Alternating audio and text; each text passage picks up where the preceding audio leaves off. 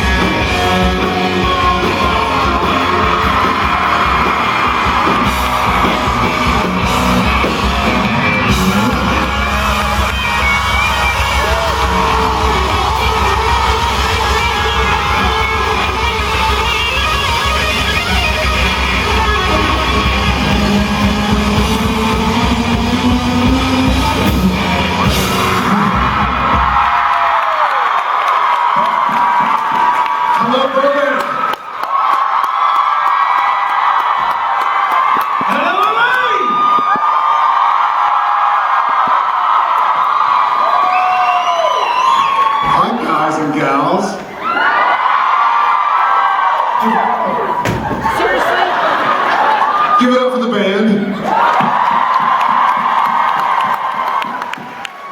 Can we get some oxygen for Rob?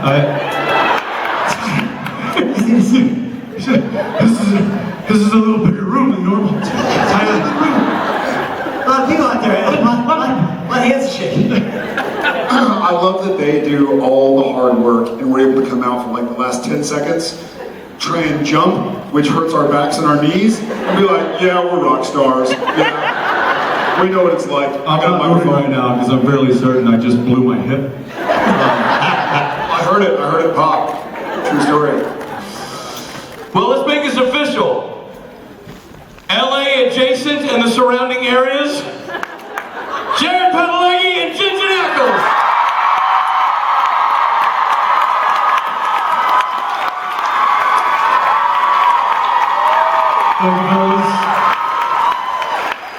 Thank you, Mr. Spade.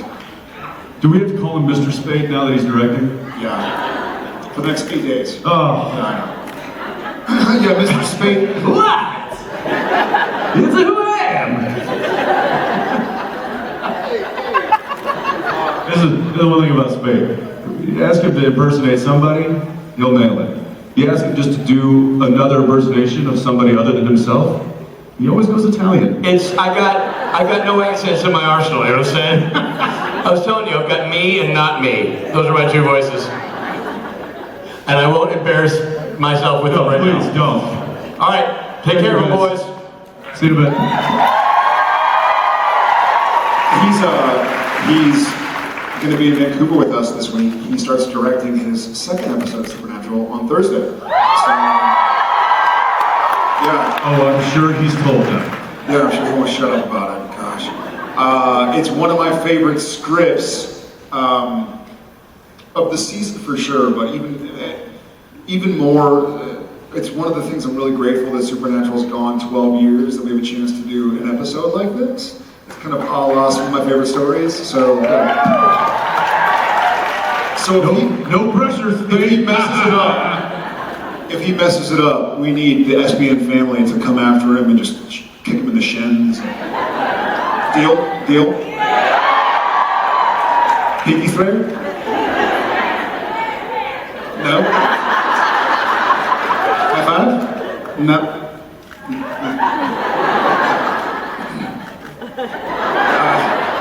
Hi guys.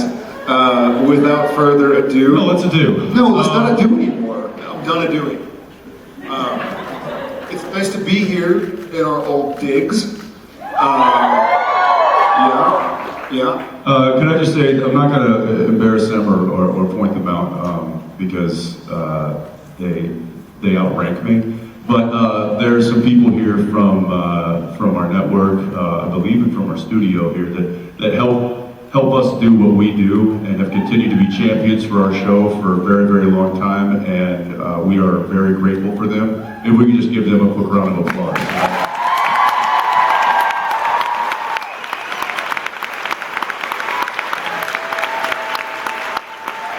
Y'all know who you are, wherever you are. Yeah, it's very nice to be able to say thank you to people who help us be here so we can talk to y'all. All right. Yeah, I like that. All right. All right, now let's get to some questions. How about that? Which way you want to start? I'm just going to turn in a circle, and wherever I stop.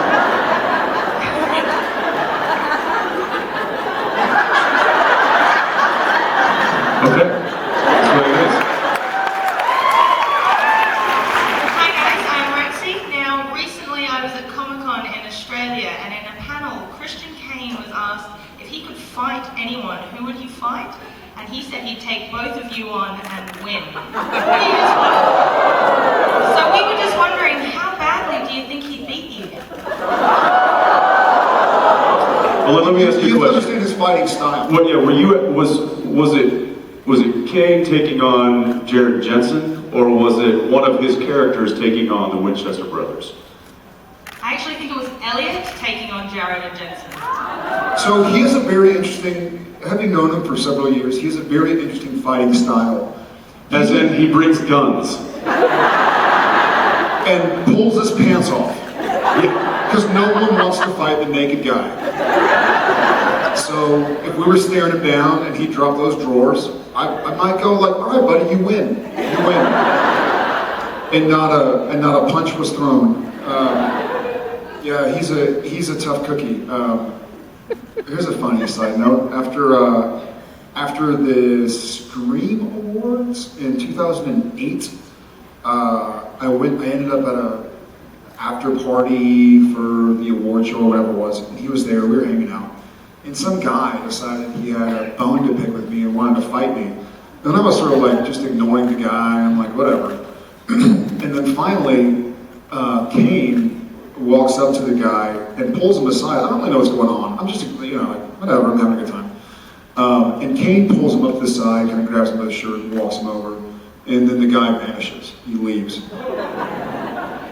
I don't think he died. It's not that good. Kane's in prison now because Jared sold him out. No, but I was like, what's the story with that dude? Like, what was his issue? He's like, oh, I don't know. I told him if he touches you again, I'm gonna beat his ass. So he's a tough cookie. I'm happy to have him on our side. Yeah, let's just hope it never comes to that, because I don't want to find out who wins. Yeah. He's a good old Oklahoma boy, and We're better. Much like Jared and I figured out very early on, it's better to be on the same team than on opposite, for all parties involved. Thanks, darling. Good day, mate. Hey there. Hey, how are you guys doing today? How are you? Hi. First of all, I want to say thank you for all the work that you've done for everybody. I've suffered from depression since I was 11. I've been fighting it 30 years. The time that you guys have spent with me is more progress I've made in 3 decades. Thank you. Thank you. And sorry, I have a question. So, over the summer, I took a road trip with my daughter who's 16, and we based it on the Asylum episode. And we actually That's a spent... terrible idea. It was her idea. I was like, landmarks, history. She's like, can we spend the night Asylum. at the Asylum? Yes, and we did spend the night at the Trans-Allegheny Asylum and did a full ghost hunt. Super awesome, totally go there, it's amazing. So my question... It's where the frontal lobotomy was developed. Talk about activity. So, my question for you is there, if your children asked eventually in the future, because I know they're really young, is there any episode that you would be willing to redo on a real life level with your kids? The French mistake.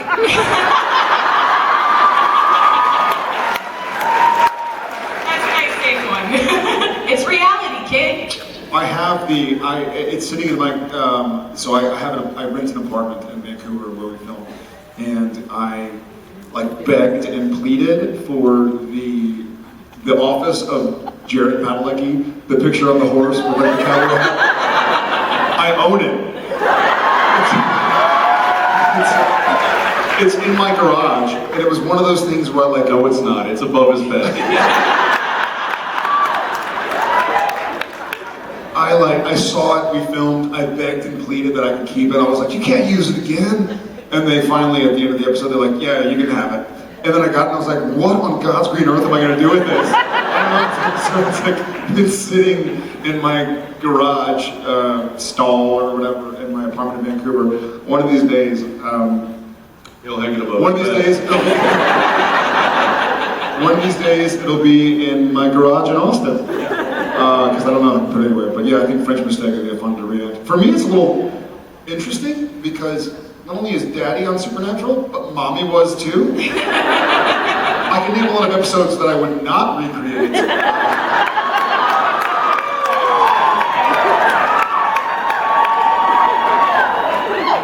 But we do have a girl on the way, so...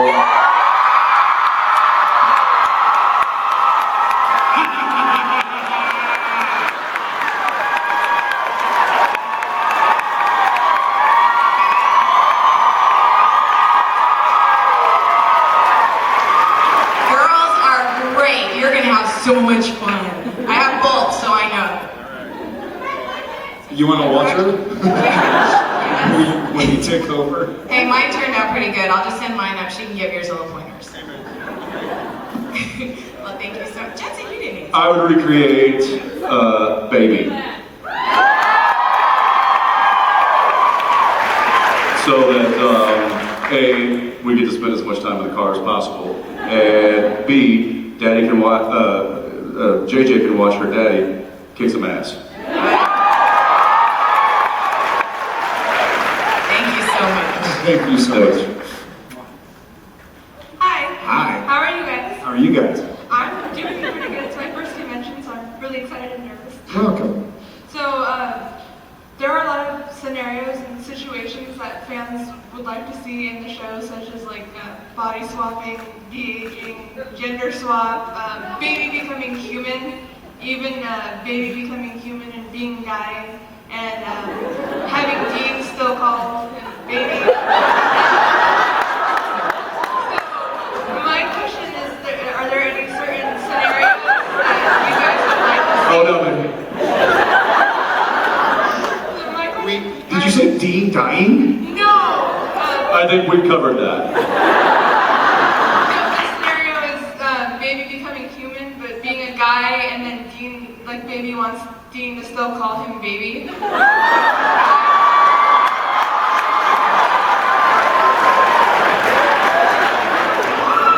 Who comes up with this? Let's see, how could we really mess with Jen? Manson. My question is, are there any specific scenarios that you guys would want to see eventually make it into an Not episode? that. So some of you might know this, maybe a lot of you don't, but the episode Swap Meet, the one where Sam and Gary swap bodies, it originally was written, and there are drafts out there that was a body swap between Sam and Dean. Yeah, that was the original, one of the original storylines, and it ended up getting switched around and changed around. And I remember reading it and going like, oh my God, like this is going to be a huge episode. Like I have a big responsibility to fill here, and I was very relieved when I got to be like a nerdy little boy, like talking about the sex.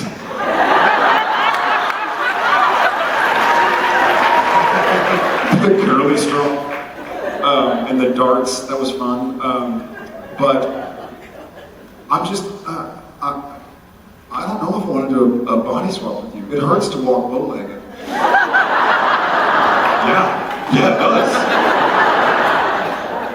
And didn't we wasn't I baby for changing channels? Drop the mic? No. I broke it last time, so I can't drop it. However, that would have maybe added a little comedic value if you were like, Call me baby. you can call me baby.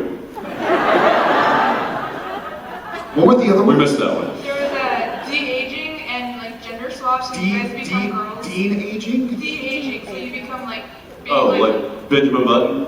yeah. Well, I will say I've teased about this episode, the one that we're filming right now, a little bit. I teased about it a little bit this morning. There is kind of an aspect of that's coming up in the episode that we're filming right now. Episode 11. The kind of de-aging of Dean. Say that 3 times fast. De-aging Dean. I didn't even say it once. Yeah, so that's cool. I don't know that there's. I don't know. I'm trying to think of a scenario or a episode idea.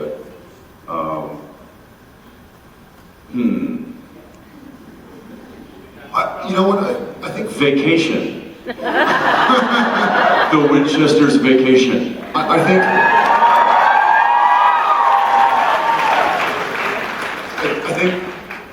gloriously, with y'all's support, we've been able to go long enough to where we can even have these conversations. And if y'all keep us coming back for a couple more seasons, maybe we can see them all.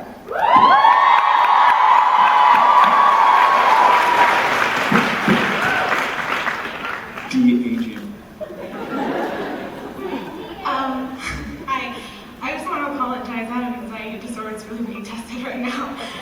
You need to apologize. You're in our family. If you guys could just really quick say hi to my sister Melissa, your biggest fan. Hi, Sister Melissa, the biggest fan. Hi, Melissa. Okay, so my question is, when you both started the show, you were single and you hadn't started your families yet. But now, several years later, you guys are husbands and fathers. Do those developments change your opinion about John Winchester's as a dad and a husband?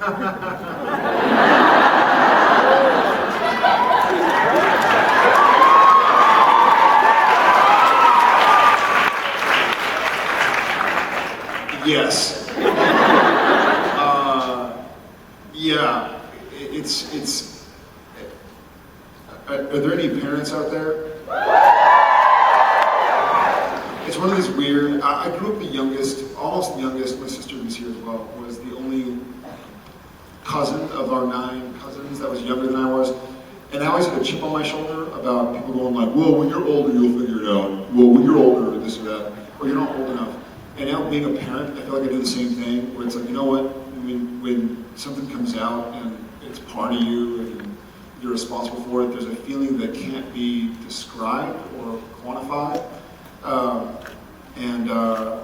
That's been a really cool, unique experience that I've been able to go through on this show, that he's been able to go through, that a lot of our crew has been able to go through, that our buddy Misha's been able to go through. not being a parent to being a parent, it does put a lot of stuff into perspective, and not just the relationship we have with John, and why Sam had such an issue with his dad and chose to kind of blame him for a lot of things that were actually kind of probably mom's fault. You know, she was the hunter, not dad. So it's simply shone a light on a few different situations. That definitely is one of them. I think one of the morals of the story, as far as Jared is concerned, is that John really was trying his best, and that's all you can kind of hope for. Yeah, it's hard. Not hard, but it's different to try to, I guess, compare yourself to the situation that John and his sons found themselves in, because it was such a supernatural situation. Oh, I see what you did. See what I did there? You know, again, I think Jared touched on it. It's, you know, he was doing the best with his circumstances, and it may not have always been the right choice that you know, for the time, but it was the choice that he made, he stuck with, and it was a very unique childhood for both sons that lent itself to a very unique and sometimes very stressed relationship with their father. So that's not something that I necessarily have experienced in my life, nor do I hope to have my children experience that. Yeah. So given that, you know, that relationship, to me, is something that is unique unto itself, just like everybody's relationship with, you know, with their loved ones. So I don't necessarily identify with that or have thoughts or compare that to my life in a sense, because that's you know, that's its own kind of entity. And I love the complexity of that relationship, because I think it lends itself to complex stories. If there was shows written about our relationships with our fathers, it'd probably be pretty boring, because we have really good relationships with our dads. Yes, all right. Oh, no, it's okay, go back. Yes, it worked. Thank you. Thank you. Okay. Before, but what's your favorite part about working with me? Security. Speaking of Kane, My favorite part about working with you.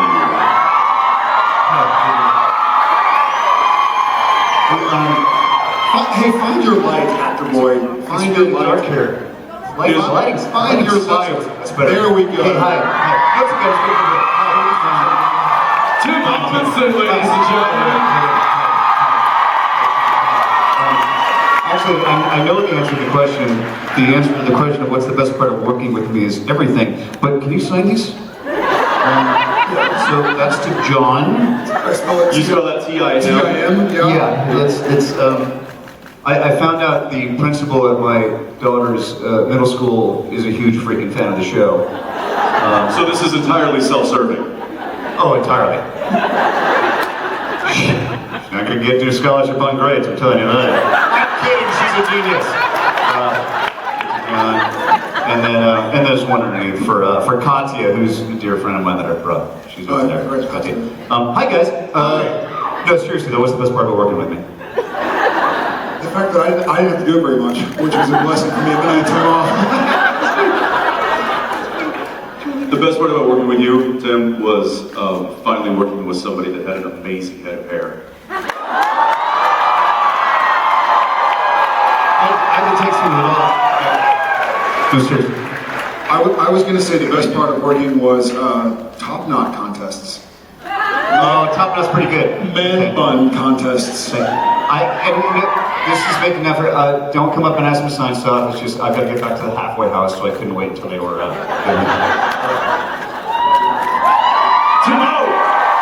Ladies and gentlemen, Tim friggin' Robinson. Yes.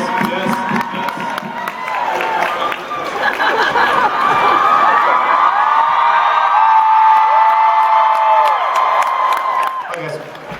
Got it, buddy. How much did you pay him to do that? Can't take him anywhere. How are you? Good. How are you, gentlemen? First, we'd like to say congratulations to both of you for your upcoming blessings in your families. My question is, after the 25th anniversary of Supernatural,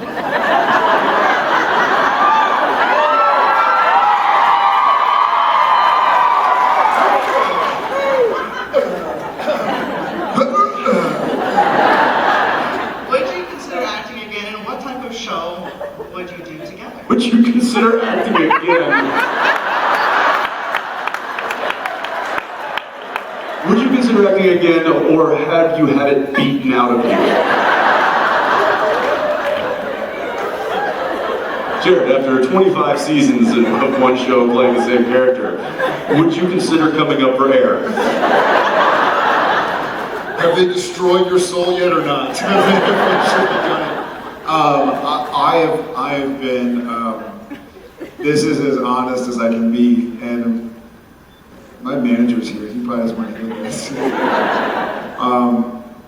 I would love to spend a lot more time with my family and a lot less time on camera. Yeah.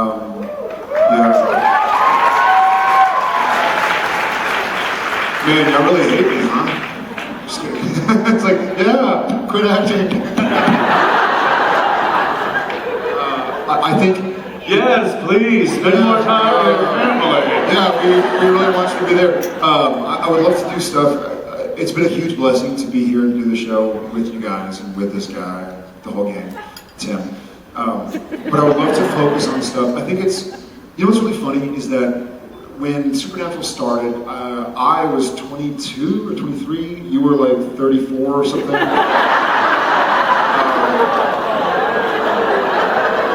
It's funny because you got older and I stayed the same age.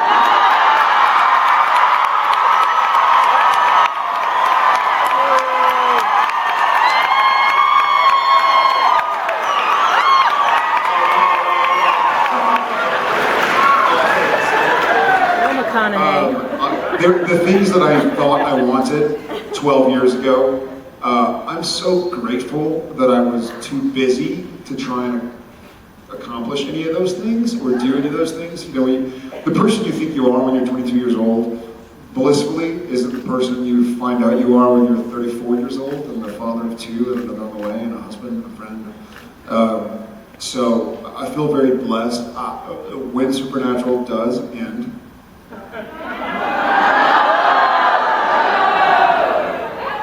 Are you serious? I'd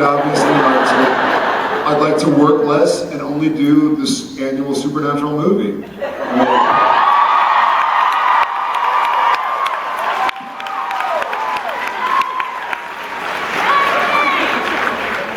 Senor Eccles.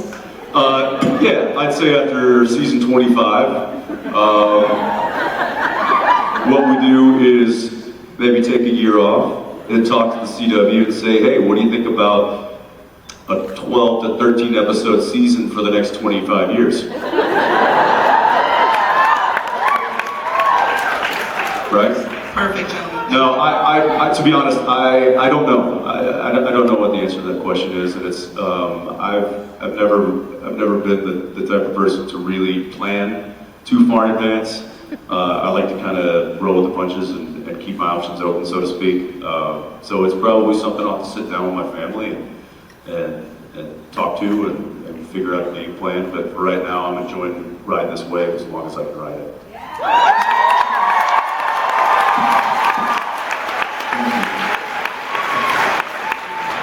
Ladies and gentlemen, my name is Sherry. More for you, Jensen. No offense, Jared. First love of the show. Time off. You guys were bonus, but my first love of the show was Baby and Dean's 45. Were you ever able to get your 45, Jensen, with the scroll work? Yes. I'm working on mine. Yes, she's referring to the Dean's gun that's been with the character since the beginning. That was a gun that was a pistol that was rented from a prop house in Vancouver. They have a couple of them, and since then we kind of collected them so that they don't get taken away. Because it is a very, yeah, actually we came back a few years ago. We came back to to start shooting. I think it was maybe season 8 or 9. And yeah, I was directing. And the gun, I had to use the gun in the scene. And Robin, our on-set props, she comes up and she hands me this gun, and she kind of has this look in her eye, and then she kind of just slowly turns away. And it looked like my gun, and he and I both have become very familiar with the pistols that we use on the show, so much so, and this is not, I don't endorse doing this to any of you, if there's actors out there or people on set or anything, you always want to treat a gun as though it's loaded, period. That is number one safety. You never pointed at anybody, period. And we take that very seriously when working with firearms and stuff. However, there is a comfortability factor that has occurred with having these guns around so much. And I've gotten very good at spinning my gun and just kind of, and I do it down. I'm not putting anybody in danger. It's never loaded. But still, you always want to treat it with respect. Again, I don't recommend doing this. But as soon as she handed me this pistol, I did one little flip of it, and I was like, this is not my gun.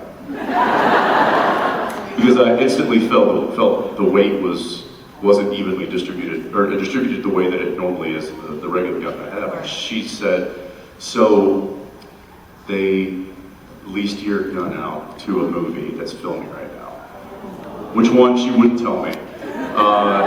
And they scrambled to get a replica of that gun made. To have it for the start of the season. And I'm like, I don't want it. I kind of threw a little fit. There's certain things that I'm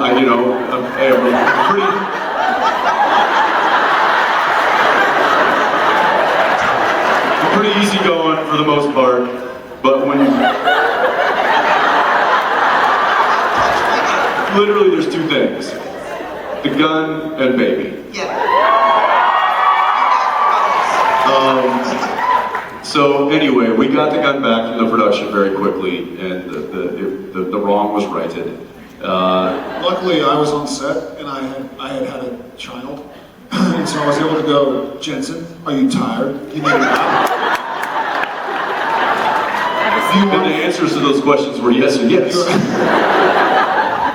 Maybe you're so tired, maybe you should go to bed. Maybe we're done filming. Maybe it's nighttime. I want my gun.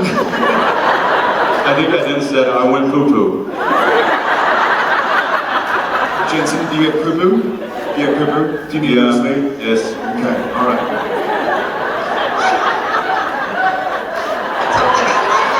I actually have a prop 45 from Tour of Duty.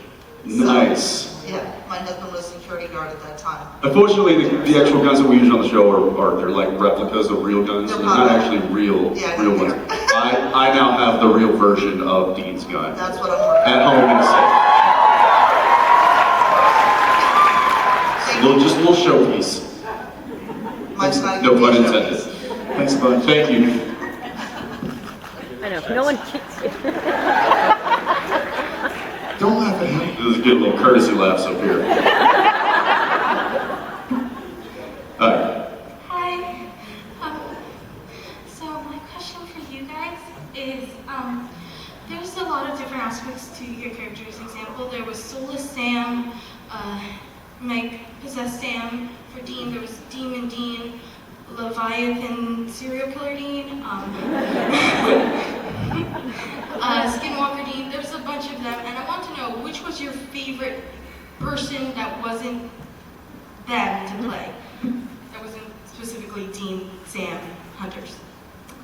I loved Soulless Sam.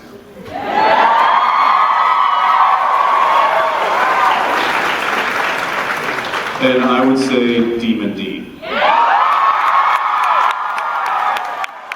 How about this?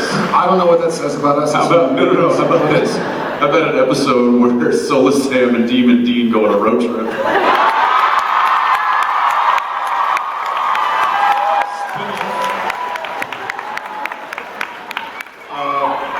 Spin-off? Yeah, that was my favorite. Yeah, what about you? What were your favorites? I liked all of them. Sorry, I love them all. But my favorite has to be Soulless Sam as well, and DH Dean. When Dean was DH by the witch. What? Which was, I know it wasn't you, but it felt like you. Sorry. I love You know what? Yes, I love that too because I got about 4 days off that episode. Thank you. Thank you so much. Hi, so this question's a little bit more for Jared, but Jensen, you can also answer.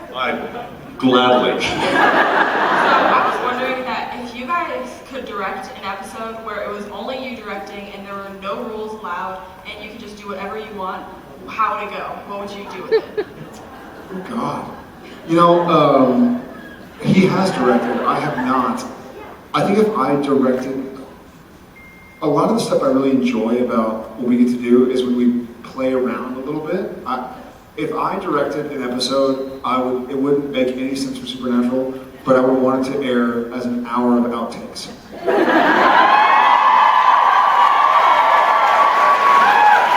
I would want it to be a 60-minute long gag reel.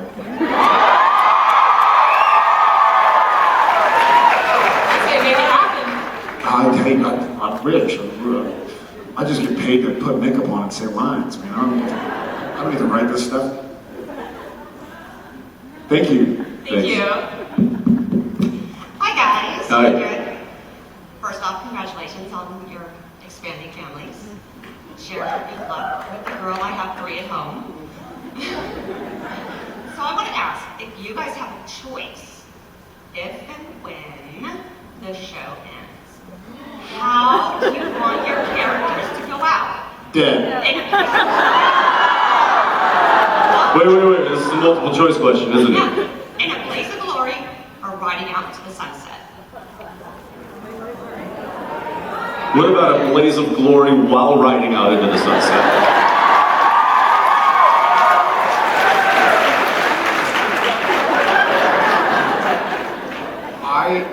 You know, we've thought about this. I've thought about this, and I don't think the show ends until Sam and Dean are dead.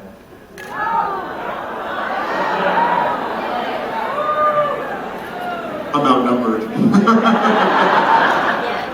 You just feel like, you know what, if Sam and Dean ride off into the sunset, then a couple months later, I want to know what they've been up to. You know? What do y'all think? Let's say at the end of season 12, we run off into the sunset and never come back. You're gonna be like, oh, they must be happy. No, you're gonna be like, what are they up to? What are they doing? Someone died weird in my neighborhood. Where are they at? Spoiler. Mailman. Sam and Dean, the mailman. I can see you guys playing Xbox with your guts, you know, just totally relaxed. No sweats. Sweats and guts. Sweats and guts. What do you want? I don't know. I think I could see it several different ways. I guess I want to do. Well, either that or they are given a real reason. Yes, I think Blaze of Glory, that could certainly work. I think, you know, sacrificing themselves for something.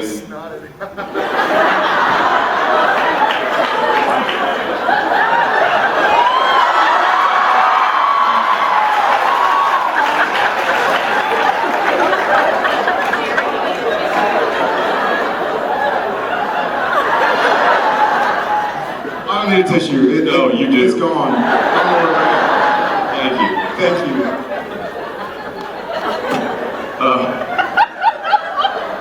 I think Blaze of Glory could work. Yes, I think sacrificing themselves for a you know, a greater deed, purpose, kind of a thing.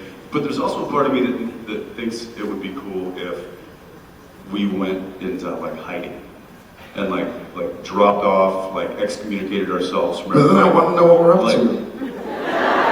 I'm getting there. So they'd cut to 20 years from now, and a show comes around, or a movie comes around, where they need to go find the old guys in the woods who've been, you know, excommunicated. Think of like the movie Shooter, right? How like Wahlberg was all up into the woods and like, you know, excommunicated, and then when it hit the fan, they found the guys to come and help them out. I don't know, it kind of keeps it alive, it keeps the mystery alive, it keeps the characters alive.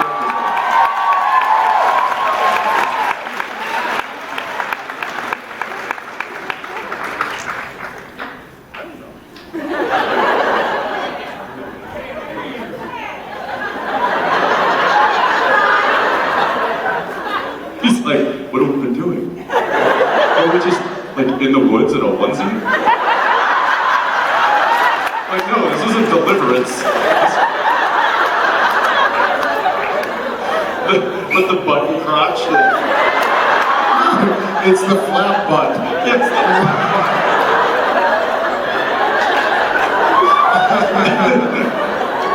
I feel like honestly, I feel like there are a few ways it has to end.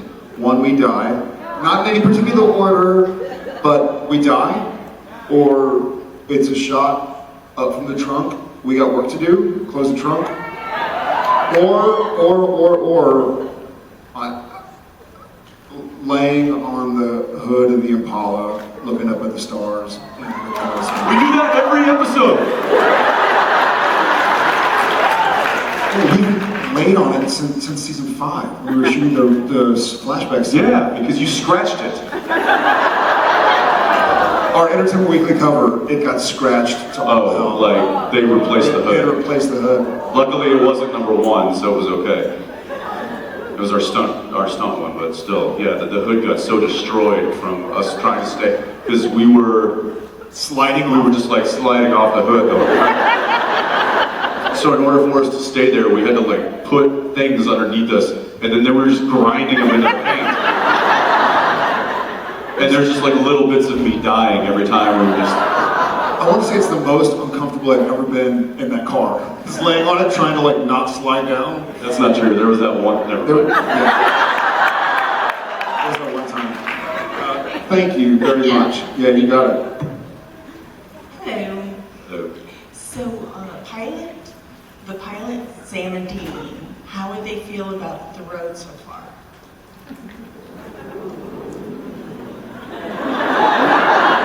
I think Sam would be pretty pissed because he wanted to go back to school. Sam would be like, seriously? Really? Like not even a day of law school? Genesis Day? Great, good job, dude, good job. I think Dean would be like, oh, I didn't see that coming.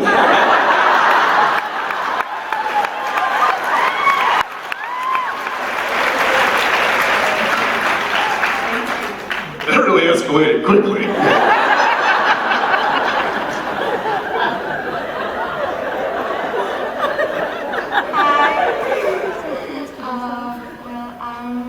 First of all, how are you? Good, how are you? Fine, thank you. My first time I came from Mexico, so I wanted to ask, first, I want to say that Mexico loves you very much.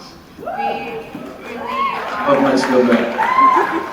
We really hope to see you there one day. It's like the biggest dream because right now it's like very difficult for us to come here. I wanted to ask if you, the most recent interaction with fans that you can remember, or like some encounter that caught your attention or something? Something that maybe makes you smile or... This.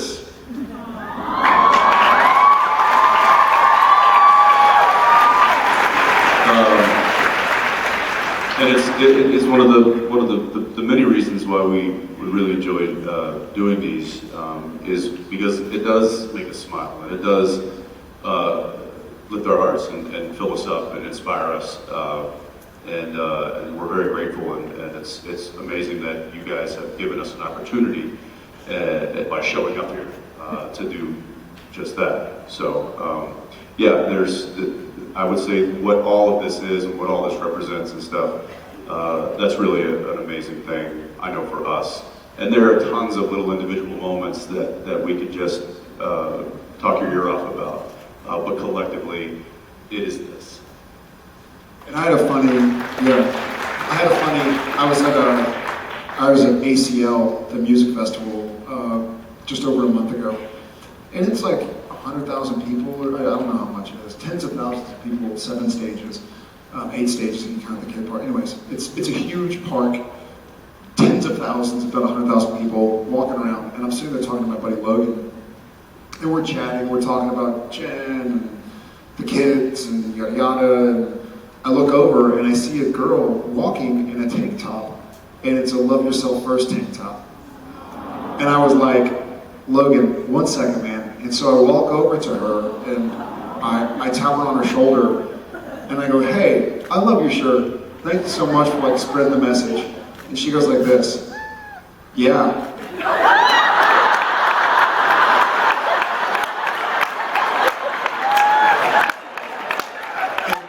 And carries on walking. And I was like, that's not how I expected things to go.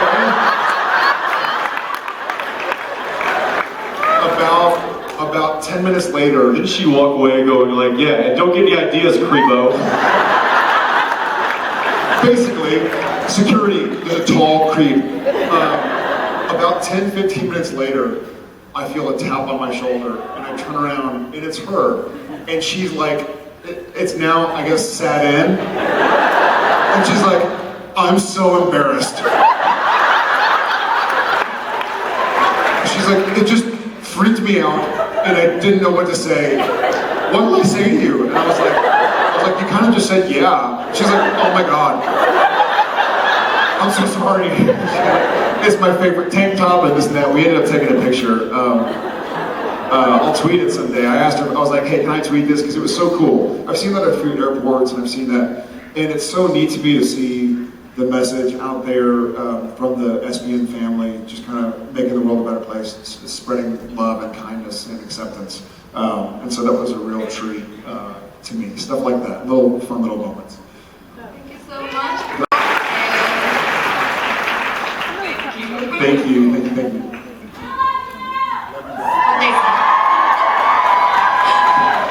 Hi. First of all, thank you so much for reproducing. The planet needs more of you. Please keep up the good work.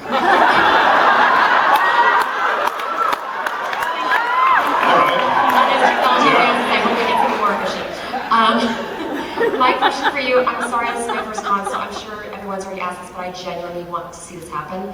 I loved the Buffy musical because it actually worked within the show. It wasn't like just fan fiction. Would you guys be down for a supernatural musical episode where like some kind of supernatural thing happens where you're actually singing and dancing? Maybe bring back some dead people you'd love to see as part of the magic? Well, we did get asked this question quite a bit, and I will say we tried to. There was an attempt to service that question with the 200th episode, which was a musical episode that somehow didn't include the two of us having to sing, which I was like, brilliant! Actually having like a musical episode would be very, very difficult to also incorporate it into the show without it being just a novelty item. But that being said, we've done crazier stuff, so I don't know. Maybe if y'all keep us going till 300, that'll be. Don't promise that.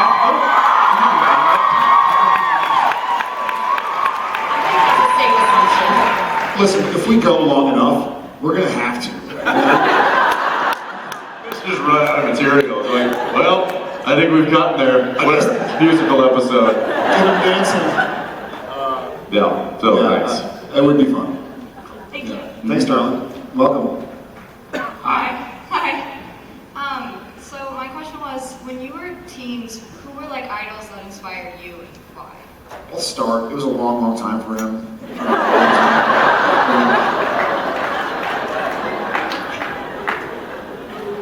Who are you? In what aspect? aspect, like in the business? I was almost saying more towards like the Always Keep Fighting campaign, and you are not alone, and who inspire you to do like good things like that. Oh wow, that was more later in my life, and a lot of you guys inspired me to be a part of that. As far as, God, that's a really difficult question.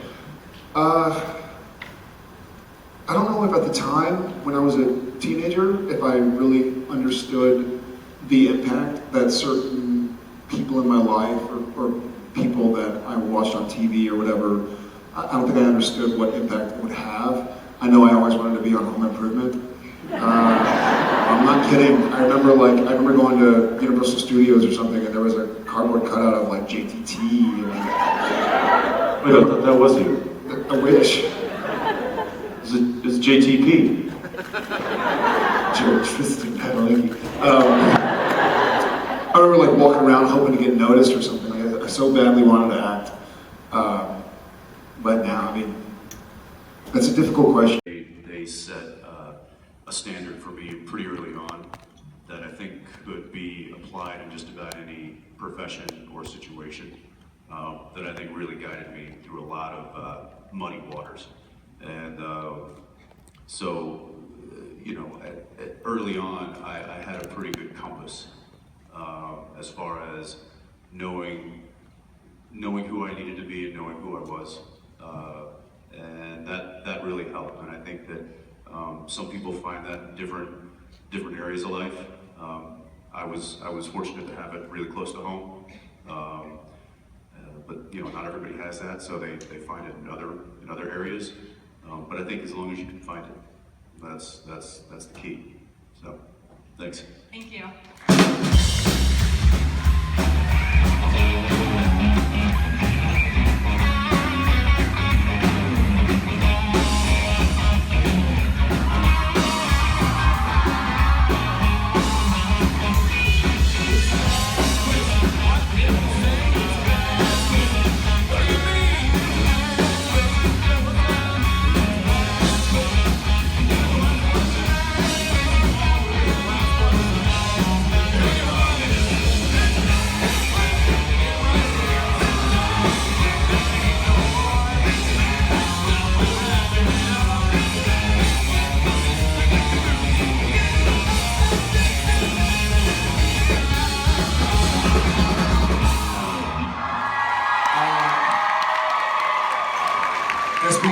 Say hi to Jasmine.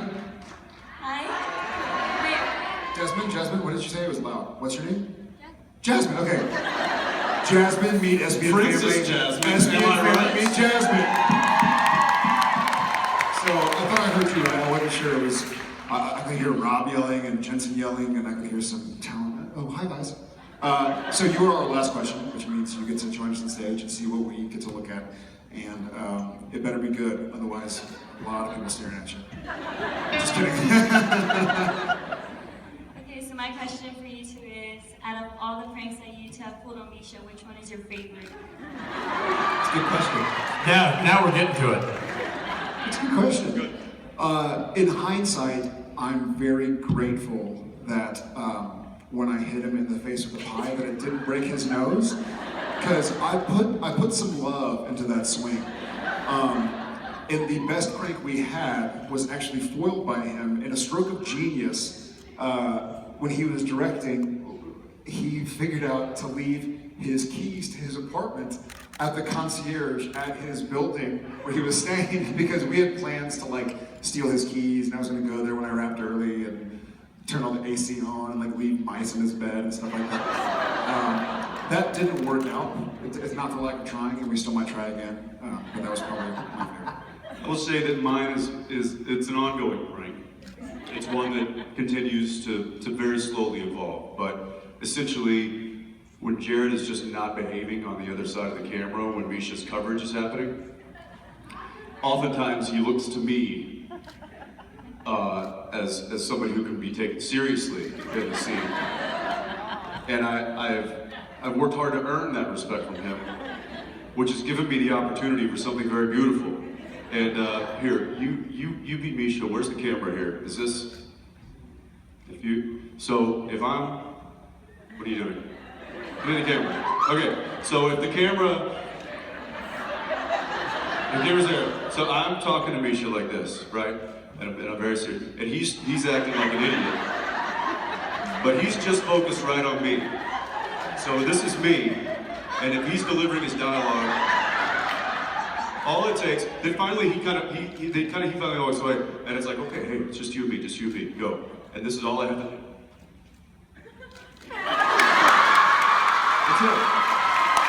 That's it. That's all I have to do. And then he's gone. He's lost it. There's no coming back. I've seen him lose it. It's really a hard road back. That is one of my favorite things to do. Just a little. There are some great outtakes from last episode with Misha. I mean, we had him going. So, thank you, Jasmine. Thank you very much.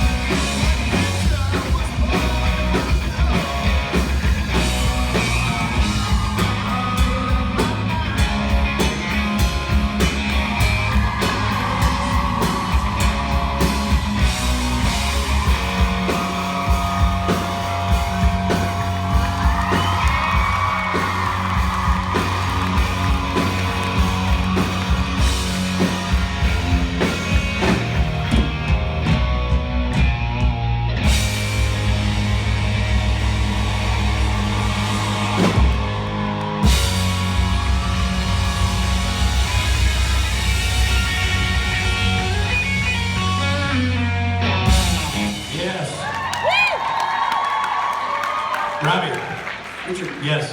Huh? The answer's yes. Yep. You survived. You did it. Well done. Good job. We're proud of you. You're all grown up now. Hey, you know what else? What, Robbie? It's not over. What? It's not over. I got my car idling in the driveway. Park it. Tell Jeeves to pull it around back. All right. Put the Corolla around back, Jeeves. We got a Kings of Con panel coming up. Oh! That's right. Awesome. All right, well, we'll be back shortly, everybody.